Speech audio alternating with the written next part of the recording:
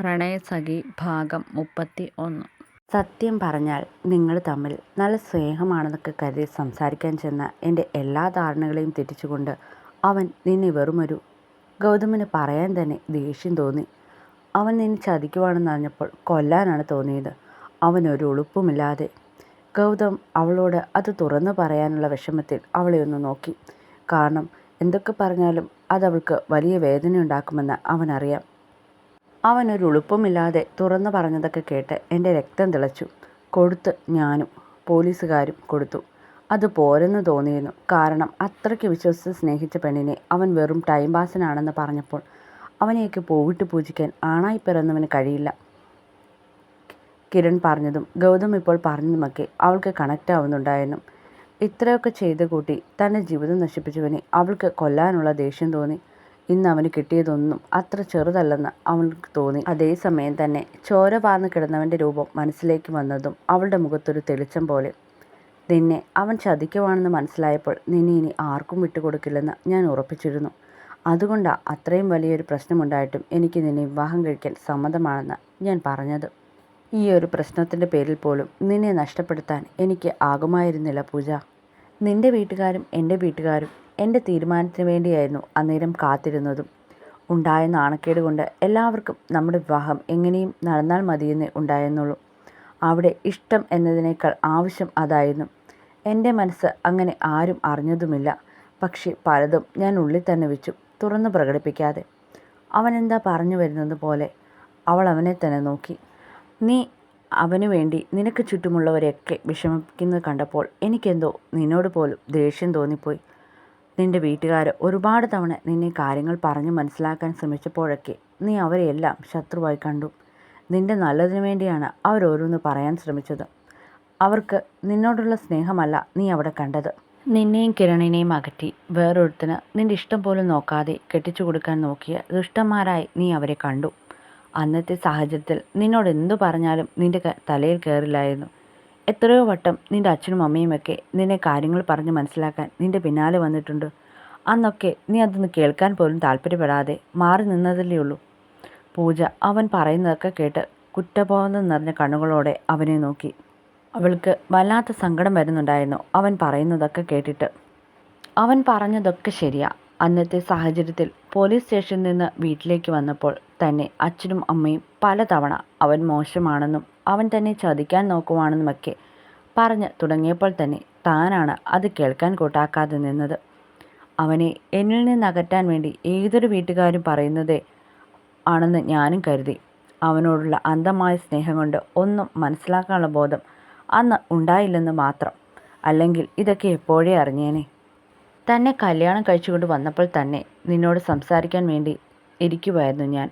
പക്ഷെ നിൻ്റെ പെരുമാറ്റം കൊണ്ട് നമ്മൾ തമ്മിൽ ആദ്യമേ തന്നെ ഉടക്കായി. എനിക്കും എൻ്റെ ഉള്ളിൽ ഉള്ള ദേഷ്യവും ഈഗോയുമൊക്കെ പുറത്തേക്ക് വന്നിരുന്നു അന്നേരം.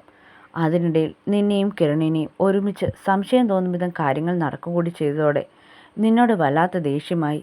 എന്തെങ്കിലും തുറന്നു പറയാനുള്ള അവസരം പോലും അതോടെ നഷ്ടമായി കഴിഞ്ഞിരുന്നു നമുക്കിടയിൽ.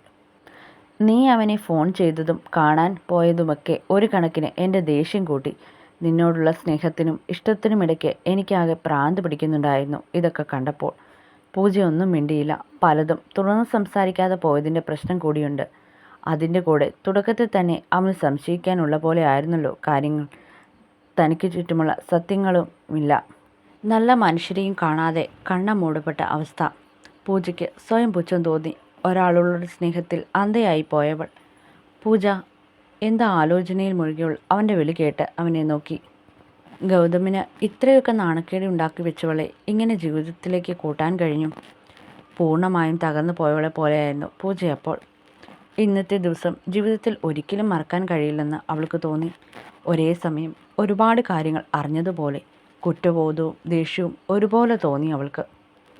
ഞാൻ നിന്നെ അത്രയ്ക്ക് ഇഷ്ടപ്പെട്ടിരുന്നു പൂജ, നിൻ്റെ കുറവുകളെയും തെറ്റുകളെയും മനസ്സിലാക്കി തന്നെ. പക്ഷേ സാഹചര്യം നമുക്കിടയിൽ ചില മറ തീർത്തു. അതിൽ എൻ്റെ ഭാഗത്താണ് കൂടുതൽ തെറ്റ്. ഞാൻ നിന്നെ മനസ്സിലാക്കി നിൽക്കാതെ എന്തൊക്കെയോ മനസ്സിൽ വെച്ച് പെരുമാറി. ചിലപ്പോൾ നിനക്കെന്നോട് സ്നേഹമില്ലെന്നുള്ള തോന്നലാവാം. ഞാനും എന്തൊക്കെയോ. അവൻ പെട്ടെന്ന് പറഞ്ഞു. ഗൗതമിൻ്റെ വാക്കുകൾ ഇടറിപ്പോയി. പൂജ അവൻ്റെ കയ്യിൽ അമർത്തിപ്പിടിച്ചു. നമ്മുടെ എത്രയോ നല്ല നിമിഷങ്ങളാണല്ലേ വെറുതെ നഷ്ടപ്പെട്ടു പോയത്.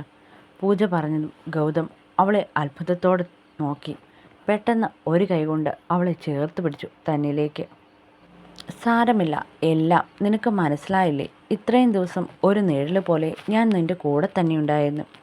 അങ്ങനെ ഇനിയും നിന്നെ വേദനിപ്പിക്കാൻ വിട്ടുകൊടുക്കാൻ എനിക്ക് പറ്റുമോ പൂജ? അവൻ പറഞ്ഞു തീർത്തതും പൂജ അവൻ്റെ നെഞ്ചിലേക്ക് വീണ് പൊട്ടിക്കരഞ്ഞു. അത്രയും നേരം ഉള്ളിലൊതുക്കിയ സങ്കടമൊക്കെ അവൻ്റെ നെഞ്ചിൽ വീണ് കരഞ്ഞു തീർക്കുമ്പോൾ അവളുടെ ഉള്ളിൽ എത്രയോ നാളുകളായി അടക്കി നിർത്തിയ സങ്കടമാണ് പുറത്തേക്ക് വന്നത്. ഇതുവരെ പിടിച്ചു നിർത്തിയതൊക്കെ ഒരു കണ്ണുനീരായി അവൾ പെയ്തിറക്കി അവൻ്റെ അടുത്തേക്ക്. ഗൗതം ക്ഷമയോടെ അവളുടെ മുടിയിഴയിൽ വിരലോടിച്ചുകൊണ്ടിരുന്നു. ഇപ്പോൾ അവൾക്കാവശ്യം തൻ്റെ തലോടലും സാമീപ്യവുമാണെന്ന് അവനറിയാമായിരുന്നു. ഗൗതമിൻ്റെ അച്ഛനും അമ്മയ്ക്കുമൊക്കെ എന്നോട് ദേഷ്യമായിരിക്കും. ഞാൻ കാരണം സ്വന്തം മകൻ്റെ ജീവിതമല്ലേ ഇല്ലാതായത്. അതിൻ്റെ ദേഷ്യം അവർക്കെന്നോടുണ്ടാവും. കയറി വന്നപ്പോൾ മുതൽ സ്വന്തം മകളെപ്പോലെയല്ലേ അവരെന്നെ കണ്ടത്. എന്നിട്ട് ഞാൻ ചെയ്തതോ? കണ്ണീരൊതുക്കി പൂജ പറഞ്ഞതും ഗൗതം അവളുടെ മുഖം പിടിച്ചുയർത്തി. അവൾക്ക് എല്ലാ കാര്യത്തിലും നല്ല കുറ്റബോധമുണ്ട്. അതൊന്നും ഓർത്ത് വെറുതെ കാട് കയറണ്ട. പറയാനുള്ളതൊക്കെ ഞാൻ അവരോട് പറഞ്ഞിട്ടുണ്ട്. അവർക്കത് മനസ്സിലാവും. എത്രയും വേഗം നമ്മൾ തമ്മിൽ സംസാരിച്ച് നിന്നെ കൂട്ടിക്കൊണ്ടു വരണമെന്ന് പറഞ്ഞാൽ എന്നെ വിട്ടേക്കുന്നത്. പിന്നെ അയൽക്കാരോടൊക്കെ നീ ഒരു കോഴ്സ് ചെയ്യാൻ പോയേക്കുവാണെന്നാണ് പറഞ്ഞത്. എല്ലാം ഇങ്ങനെയൊക്കെ ആയിത്തീരുമെന്ന് എനിക്കറിയാമായിരുന്നു. ഇനി നിന്റെ വീട്ടുകാരെ പറഞ്ഞാണ് മനസ്സിലാക്കേണ്ടത്. അവർക്ക് കാര്യങ്ങളൊന്നും ഇതുവരെ അറിയില്ല.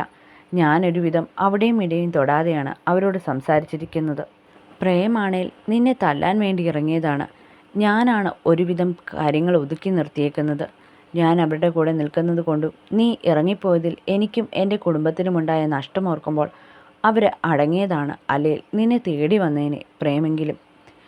എനിക്ക് പേടിയ ഗൗതം. ഇനി അവിടെയൊക്കെ മുഖത്തു നോക്കാൻ എൻ്റെ എടുത്തുചാട്ടം കൊണ്ട് ഞാൻ ഓരോന്ന് ചെയ്തു പോയി. ആലോചിക്കുമ്പോൾ വല്ലാത്ത വിഷമം തോന്നുന്നു. എങ്ങനെ ഇതൊക്കെ ശരിയാക്കിയെടുക്കുമെന്ന് എനിക്കറിയില്ല ഗൗതം. ഇപ്പം ഒന്നും ആലോചിക്കേണ്ട. എല്ലാം അതിന് സമയത്ത് നടക്കും. അല്ലെങ്കിൽ നടത്തിയെടുക്കാം. വിഷമിക്കാതെ പെണ്ണെ. ഞാനില്ലേ ഇതുവരെ കാര്യങ്ങൾ എത്തിയില്ലേ. എല്ലാം ഈ ഇരിക്കുന്ന ഒരാളുടെ മിടുക്കല്ലേ. എൻ്റെ ജീവിതം എനിക്ക് ഓർക്കാൻ കൂടി വയ്യ ഗൗതം. ആ ചെകുത്താൻ എന്നെ കടിച്ചു കൊന്നേനെ. അവനൊക്കെയുള്ളിൽ ഇത്രയും വിഷമുണ്ടാകുമോ? ഒരാളെ മനസ്സിലാക്കിയെടുക്കാൻ പാടാണെന്ന് പറയുന്നത് എത്ര സത്യമാണ്. കോളേജിൽ പോകുമ്പോൾ ഇതൊക്കെ ഉള്ളതാ പൂജ. പലരും അവിടം കൊണ്ട് തുടങ്ങി അവിടുന്ന് ഇറങ്ങുമ്പോൾ അവസാനിപ്പിക്കുന്ന ഒരു ബന്ധമായി പല റിലേഷനും കാണുന്നുള്ളൂ. അതിൽ ഫിസിക്കൽ റിലേഷൻഷിപ്പ് കൂടി കഴിഞ്ഞാൽ പിന്നെ അതോടെ ആ ബന്ധം അവസാനിക്കും. അതിനൊക്കെ അത്രയും വാല്യൂ ഉള്ളെന്ന് കരുതിയാൽ മതി. നിന്റെ കാര്യത്തിൽ അവനും അത് തന്നെയായിരുന്നല്ലോ ഉദ്ദേശം. ഒന്നും നടക്കാതെ വന്നതിൻ്റെ ദേഷ്യവും പോലീസ് സ്റ്റേഷനിൽ വെച്ച് അല്ലാതെയും അവനെ ഉപദ്രവിച്ചതിൻ്റെ പകയുമെല്ലാം അവൻ നിന്നോട് തീർക്കാൻ നോക്കിയതാ. എന്തായാലും കുറച്ച് നാളത്തേക്ക് അവൻ ആ കൈ പൊക്കാൻ കുറച്ച് പാടുപെടും. അതുപോലെയല്ലേ അവന് കൊടുത്തേക്കുന്ന പണി. അവിടെ കിടക്കുമല്ലേ. ഹോസ്പിറ്റലിൽ എങ്ങനെ? എന്തേലും പറ്റിപ്പോയാൽ നമ്മൾ തോന്നില്ലേ? പൂജ തൻ്റെ സംശയം അവനോട് ചോദിച്ചു. അതിനൊക്കെയുള്ള ഏർപ്പാട് ഞാൻ ചെയ്തിട്ടുണ്ട്. അവനെപ്പോലെ ഒരുത്തൻ അത്ര പെട്ടെന്ന് മരിക്കരുത് പൂജ.